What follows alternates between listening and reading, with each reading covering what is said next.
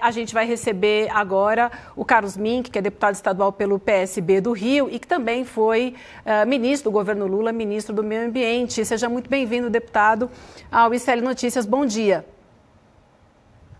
Bom dia a vocês todos, saudações biodiversas. Muito bom. Eu queria dar uma contextualizada antes da gente te ouvir, porque a gente teve desdobramentos depois dessa fala do presidente, né? Então, por exemplo, Alexandre Silveira, ministro de Minas e Energia, e Magda Chambriand, presidente da Petrobras, saíram em defesa desse projeto de exploração de petróleo, nessa chamada margem equatoriana da Foz do Amazonas no Amapá, equatorial. O projeto opõe o governo Lula e ambientalistas que temem prejuízos à floresta caso a proposta avance. E a gente tem algumas falas deles que eu queria trazer para a gente ouvir, na sequência te ouvir também, deputado. Vamos lá então, vamos começar com o que disse Alexandre Silveira sobre o potencial de riqueza a ser explorado na área. É assim que queremos pesquisar a margem equatorial, presidente Lula e presidente Alckmin, de maneira ambientalmente sustentável. Temos que aproveitar essa fonte de riqueza nacional e gerar empregos e renda em todo o país. E aqui me dirijo à imprensa para mais uma vez, presidente Lula, destacar a questão do petróleo, já que nós vivemos no único ecossistema no mundo, não é uma questão de oferta, é uma questão de demanda. E enquanto o mundo demandar, vocês, a Petrobras, vão poder ofertar sim petróleo, gás, biocombustível e todos os produtos que essa empresa produz. Os resultados positivos das nossas reservas vão acelerar a transição energética do Brasil. Digas de passagem, com muito orgulho e em alto e bom tom, nós temos que sempre dizer, nós somos, presidente Alckmin, o líder da transição energética global. Essa transição energética deve ser justa, inclusiva, equilibrada e sustentável. É soberania nacional. O Brasil vai continuar seguindo abastecendo os mercados internacionais de petróleo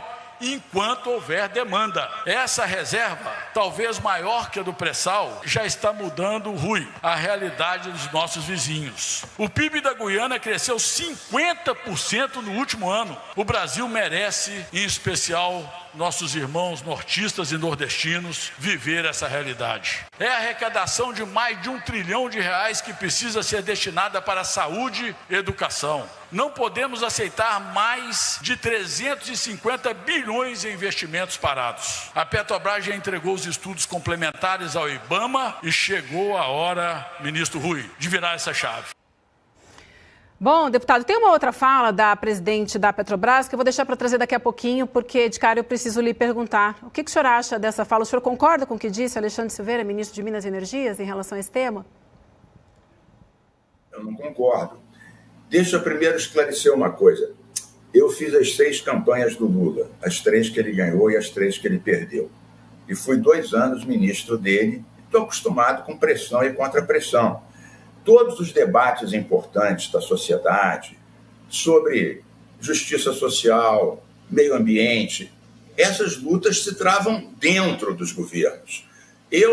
Nesses 2 anos, a gente reduziu a metade do desmatamento da Amazônia, criamos o Fundo Clima, o Fundo Amazônia. O Brasil foi o primeiro país em desenvolvimento a ter meta de redução das suas emissões. Tudo isso foi pancadaria dentro do governo.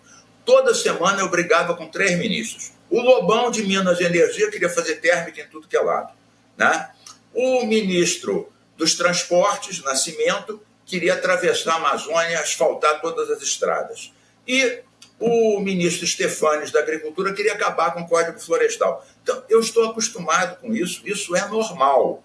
Agora, vamos botar os pingos nos is. Primeiro, vamos tratar da questão técnica do IBAMA, que isso é regido por leis, e da questão da política energética do país. Isso é claro que a presidência eleita democraticamente tem o direito de acertar ou errar estabelecendo essa política. Primeiro, em relação ao IBAMA. O Lula foi muito injusto em relação ao IBAMA. Primeiro, o IBAMA não é um órgão de governo, é um órgão de Estado. Depois, essa turma é altamente qualificada, eu conheço essa turma toda. O escritório de petróleo e gás do IBAMA é aqui no Rio de Janeiro, embora seja nacional. Todos têm doutorado. Se o IBAMA fosse xiita, não tinha pré-sal, porque cada um dos poços de petróleo das bacias de Campos Macaé e da bacia de Santos foram licenciados pelo IBAMA. O Bolsonaro tentou desqualificar o IBAMA, chamava de indústria de multa. E nós, o Fórum dos Ex-Ministros de Meio Ambiente, eu, Marina, Zé Carlos Carvalho, vários, Isabela, né, Recupero, nós defendemos o IBAMA e impusemos várias derrotas à política destrutiva do Agora, o Lula foi muito injusto ao apequenar o IBAMA. Não é verdade isso. Agora, uma outra coisa é a política energética. Apostar mais no petróleo como passo da transição energética é um direito do presidente Lula.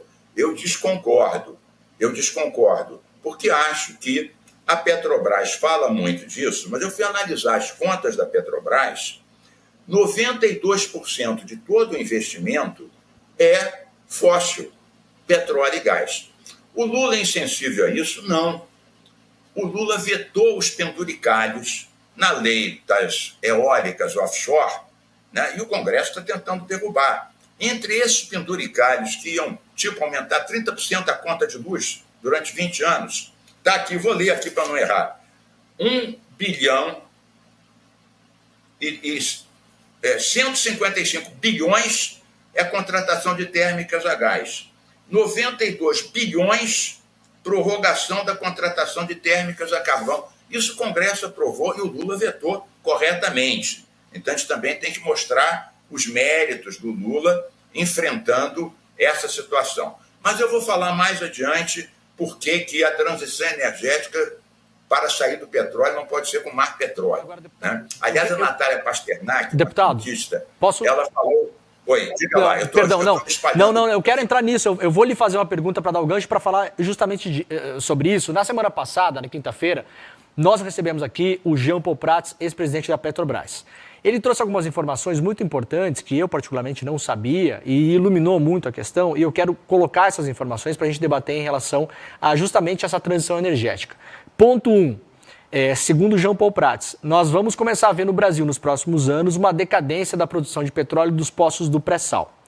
Essa exploração da margem equatorial, que caso haja petróleo mesmo, não sabemos com certeza ainda porque não foi feita a prospecção, caso seja de boa qualidade, caso vale a pena investir para tirar o petróleo de lá, pode levar até 8 anos. Segundo Jean Paul Prats, a gente pode, fazendo isso, ter uma curva de descendência da produção do pré-sal, enquanto a curva de ascendência da margem equatorial consegue equiparar essa produção brasileira. É isso que foi explicado para a gente. E o Jean Paul Prats falou o seguinte: podemos escolher pegar esse dinheiro e fazer um fundo para a transição energética, ou podemos escolher não ser mais uma nação petrolífera.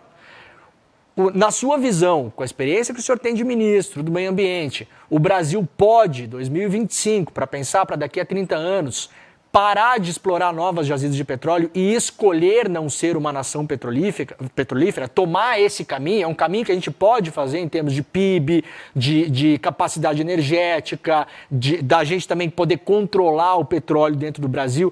É um caminho que a gente pode fazer? A gente não vai ter nenhuma perda geopolítica, por exemplo, em relação a isso? Vou responder a sua questão. Primeiro, eu quero dizer o seguinte: o Brasil é o país do vento, do sol e da biomassa.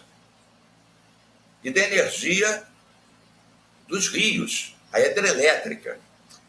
Se nós, que queremos ser protagonistas mundiais da mudança climática, se nós não ousamos nesse caminho, tendo todos esses atributos, sol, vento, biomassa, a pergunta é: que país fará isso?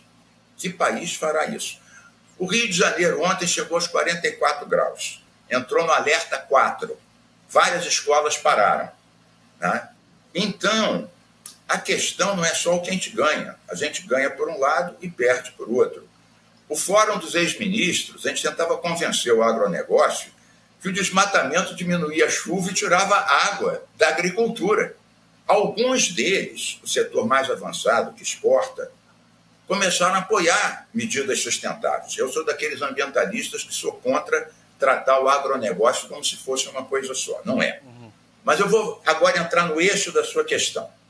Veja, o que a Natália Pasternak falou no artigo dela ontem? ela disse o seguinte, bom, poderia ter um raciocínio seguinte, para combater os efeitos do cigarro, a gente vende mais cigarro, ganha mais dinheiro e faz um fundo para as cirurgias do pulmão. Ou para combater a bebida, a gente vende mais bebida, ganha muito dinheiro e faz um fundo para combater a cirrose hepática. Eu acho muito discutível que para diminuir o efeito deletério na febre planetária do combustível fóssil, que a gente aumente isso. Eu não estou falando de diminuir, eu estou falando de aumentar moderadamente em áreas seguras. Por exemplo, vou dizer, essa bacia equatorial não é só na Amazônia, ela vai até o Rio Grande do Norte. É bom que se diga que o IBAMA já licenciou em outras áreas desse front petrolífero poços, sim, que um está operando, 3 estão em fase de operação, no Rio Grande do Norte, em frente ao Ceará. A questão dessa área ela é muito sensível. O IBAMA está tomando as suas medidas. Eu acho que o IBAMA é sério. Se for para dar essa licença para explorar, eu falei até recentemente com o Rodrigo Agostinho, que é bom que se diga, o Rodrigo Agostinho é uma pessoa seríssima. Ele foi prefeito de Bauru, foi deputado, é um homem de esquerda, é uma pessoa responsável. E com o Capobianco, que é o secretário, né, executivo da Marina, já era antes, é uma pessoa da maior seriedade. Eu disse para eles, olha, se for para dar essa licença, vocês, por favor, cravem que o mesmo tanto que vão investir nisso, obrigatoriamente, por uma compensação em condicionante climático, tem que investir em energias alternativas. Porque essa história de falar a distância entre a intenção e o gesto, você fala de transição, mas 92% de tudo da Petrobras, aliás, a Magda está sendo menos alternativa do que o Jean Paul Prats. Ela está sendo mais petroleira do que o Prats. Deputado, só para ter bem claro, o que você está propondo é o seguinte, não vamos esperar perfurar, produzir e fazer um fundo para investir em energias alternativas. Eu quero um compromisso que a gente, se vai investir lá, vai investir agora com outro dinheiro em energias alternativas também. Só para deixar claro isso. Mas o César tem uma pergunta para o senhor, César. Quer fazer a pergunta emendada? É isso. Caso seja inevitável, que vamos seja fazer dessa ao mesmo forma tempo. que você descreveu. Exatamente, perfeito. César. Exatamente. Deputado, eu acho pertinente porque os argumentos das pessoas que são a favor da exploração vão ao encontro disso que o senhor falou, que, olha, então existe a questão aqui de acelerar essa transição da nossa matriz energética e, portanto, explorar a potencialidade do petróleo dessa região para catalisar esse processo. O senhor já se posicionou de uma maneira bastante clara que o senhor é contra isso, né, porque o senhor acabou de colocar os motivos, e caso isso aconteça, o senhor acabou de colocar aí qual que seria um tipo de condicionalidade que seria interessante. Um outro aspecto importantíssimo desse argumento é de que se o Brasil não explorar esse petróleo, outras nações, outras empresas, outros atores assim o farão. Como é que o senhor entende esse argumento, considerando que se o Brasil não explorar o petróleo, outros atores farão? Olha, eu acho esse argumento meio falacioso. Primeiro, porque nenhum país pode puxar o petróleo da área do outro, né? Segundo, essa discussão é a seguinte, por exemplo, você sobe numa cadeira para olhar mais longe. Aí todo mundo sobe na cadeira também. Aí ninguém olha mais longe. Você se sente inseguro, aí vai correr atrás de uma arma nuclear. Aí todos os países correm atrás da arma nuclear. Resultado, ficam todos mais inseguros do que estavam antes. Então, quando o planeta está fervendo, o Rio Grande do Sul está inundando, os rios da Amazônia estão secando, então a gente não está discutindo o que vai acontecer em 2050, a gente está discutindo o que está acontecendo agora.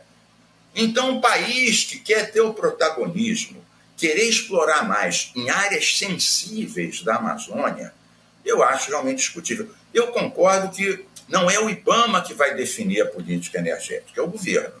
O IBAMA define os critérios técnicos e está fazendo isso com cuidado. Eu confio no IBAMA, o Agostinho é uma pessoa seríssima, eu confio nos técnicos. Ele não pode ser apequenado nem destratado.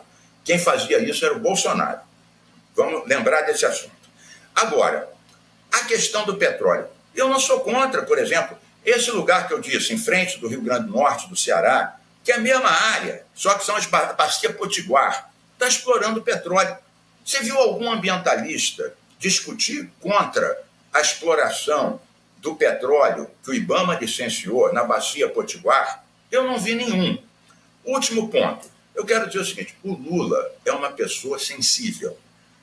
Eu, em 10 embates que eu tive, sérios, nos 2 anos de governo no Ministério, o Lula acabou me dando razão em 7 dos 10.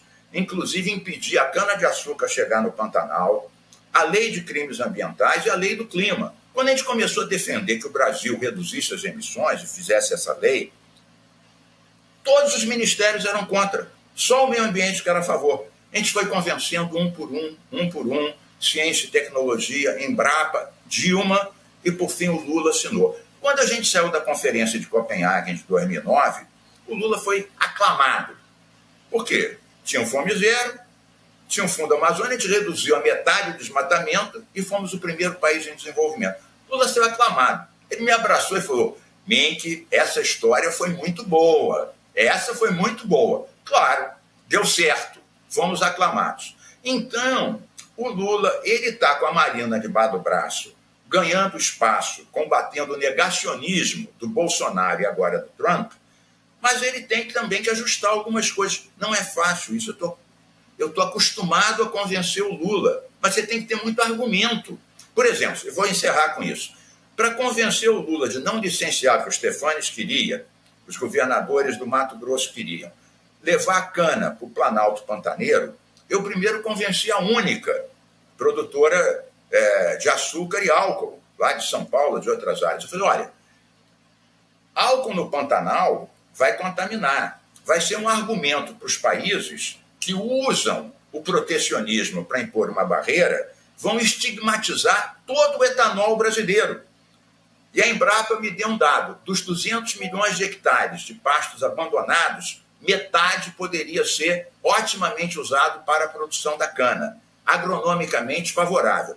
Com esses 2 argumentos eu levei para o Lula chegou para o Stefanes e falou, Stefanes, você perdeu, não vai ter cana no Pantanal.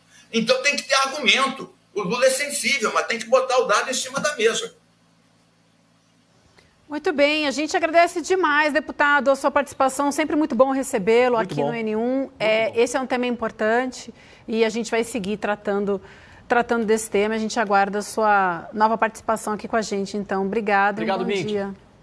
Saudações planetárias e insustentáveis.